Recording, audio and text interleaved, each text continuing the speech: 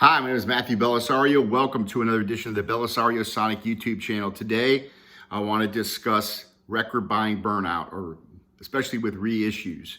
And I also want to talk about what I consider to be the overpriced audiophile market today. And I'd love to hear all of your feedback, please, on the comments. What do you think? Are you getting burned out on all these reissues coming out, the cost of all of this? Trying to keep up with all these reissues and the cost, and are you weighing the value of each record that you buy, or are you kind of more compulsive? And for a while, I kind of fell into that compulsive category. Oh, I gotta have this. Oh, I gotta have that. Oh, this. Oh, that. The Blue Notes. This new album came out. The Steely Dan's. The UHQRs, all these different things going on, the mobile fidelity controversy, all these things happening. I'd love to hear your thoughts on how you're spending your money on records, because with the economy the way it is, and if you're just a regular working class guy like I am, you have to weigh each one of these purchases and decide whether or not it's really worth spending the money on these records. So first of all, I am getting burned out on buying a lot of these reissues. And so I'm finding more fun in record collecting by going to my local record store and digging through the used records that come in. I'm just having more fun with that, looking for those old reissues in good shape and getting a good deal on them, getting them for 10 bucks or 15 bucks, and just really enjoying those original pressings. And it probably depends on where you are in the country, but you can still find these original pressings for a decent price compared to what you're going to pay for a reissue. Now, maybe some of these reissues will sound better, and I think that that's certainly true when you're buying the jazz records, because you simply can't find those old jazz records at a reasonable price. So I can understand that. But even in that realm, I'm kind of getting burned out on buying every single Blue Note or whatever else comes out, these different releases, Impulse or whatever. And so I'm very selective now on which ones I'm buying. Now, a lot of you out there probably have a lot of records like I do. I have somewhere between 2,500 and 2,700 records. So, I like most of them. So, but do I get around to listening to them all? Obviously not. And you probably don't either.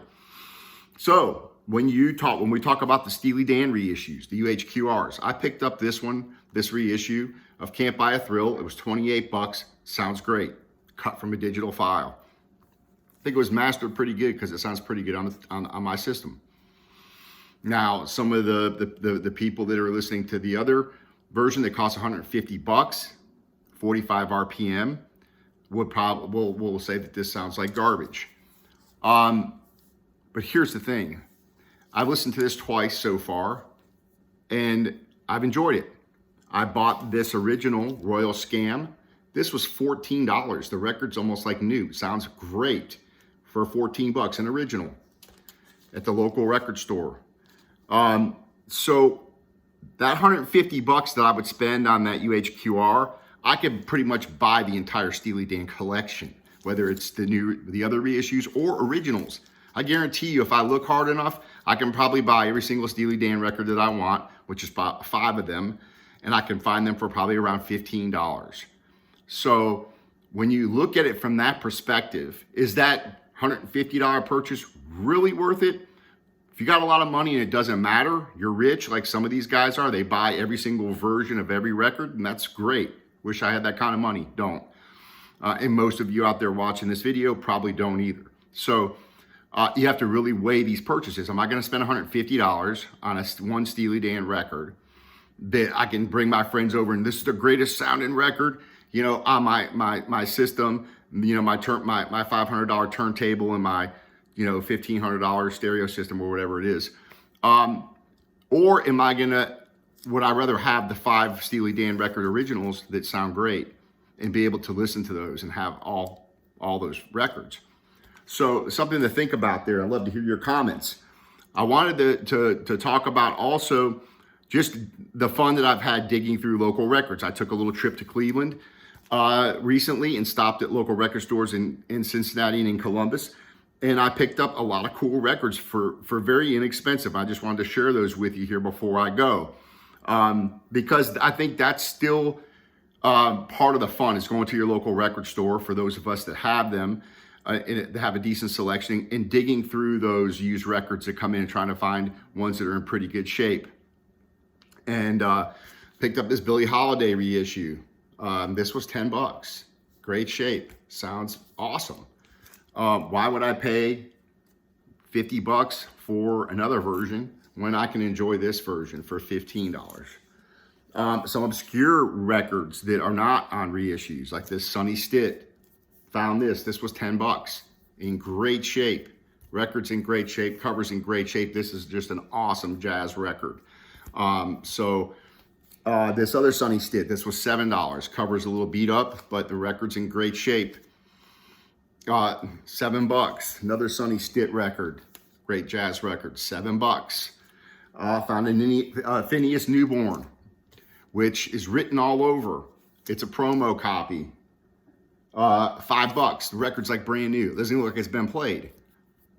So, you start looking at all these records that you can pick up at these prices. And can you listen to them all? That's the question. This is a great Cedar Walton record in great shape. This was like $7. Picked up this Eastern Rebellion, Cedar Walton, another great jazz record. This was $7. Picked up a brand new copy that's still sealed that I'm going to open here soon of Robert Plant's Now and Zen for $15. Now, I don't think these have ever been reissued, but I guarantee you if they reissue this catalog, these are all going to be $25 or $30 for a reissue of this record. Here's a brand new one, $15. So I'd love to hear your feedback on that. Are you getting burned out on buying vinyl in general, or spending money on these reissues? What is really worth spending the money on, especially when you've got a collection of a couple thousand records? You have to weigh the value of every single spin that you're going to have. So are you going to get $150 worth out of a Steely Dan? If you listen to that record 3 or 4 times, and then, but because you've got other stuff to listen to, right? And if you have that big of a collection, you've got different genres and different things you want to listen to, and then you're buying new stuff. Just bought it. That was like what, almost 10 records there I just showed you. So and I've listened to all those one time through, right? So yeah, I think it just, with the way things are nowadays with the economy and how you're spending your money, and depending on how many records you have, I think it's time to maybe reassess how you're going to spend your money and what's really worth spending your money on. So I'd love to hear your feedback, folks, and hear what you guys think about these new records, what the UHQRs, the $150 records, the $100 records, these special pressings, limited pressings, colored vinyl.